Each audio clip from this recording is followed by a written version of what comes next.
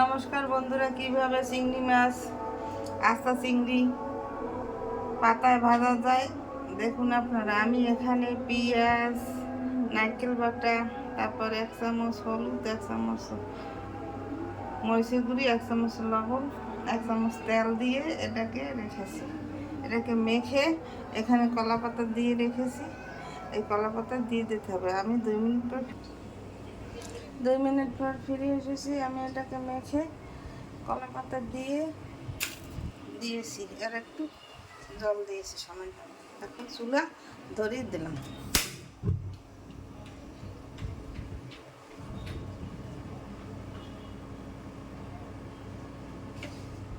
ঢাকনা দিয়ে দিলাম।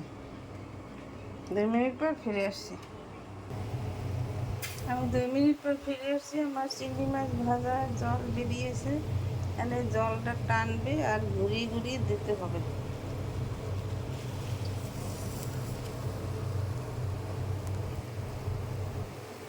আবার 2 মিনিট পর ফিরে আসি। 2 মিনিট পর ফিরে আসি। আমার চিংড়ি মাছ ভাজার জল টেনে গেছে। এখন ফিরিয়ে দেব। আমি আরেকটা পাতায় তুলে নেব থালেতে, তারপর ফিরিয়ে দেবো। 2 মিনিট পর 2 মিনিট পর ফিরে এসেছি। আমি একটা থালে তুলে নিয়েছি। এখন একটা পাতা দিয়ে সরা দিয়ে ঢেকে 2 পেট দিয়ে ধরে ফিরিয়ে দিতে হবে।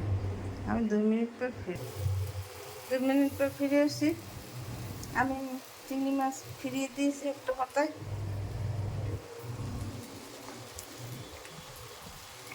1 টেবিল চামচ তেল দিয়ে দিতে হবে।